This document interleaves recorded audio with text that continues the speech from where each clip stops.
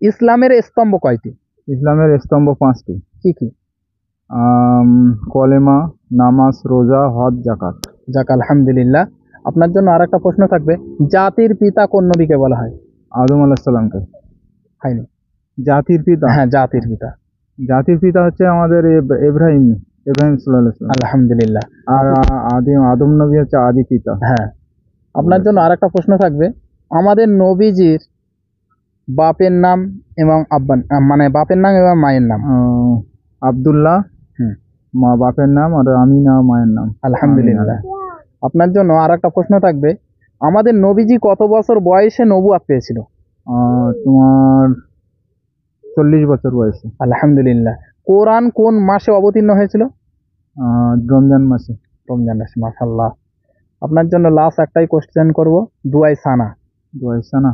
হ্যাঁ, যেটা নামাজে নিয়ে দৌড়ে পড়তে পড়বো কি ওটা? হ্যাঁ।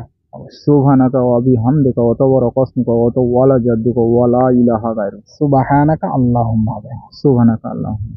সুবহানাকা আল্লাহুম্মা ওয়া বিহামদিকা ওয়া তাবারাকা ইসমুকা ওয়া তাআলা জাদ্দুকা ওয়া লা ইলাহা গায়রুক। আলহামদুলিল্লাহ, আমাদের তরফ থেকে ছোট্ট একটি উপহার, একটি নামাজের মুসাল্লা। আপনার অনুভূতি কেমন লাগছে বলেন? ভালো। দোয়া করবেন আমাদের জন্য। অবশ্যই, প্রত্যেকের জন্য।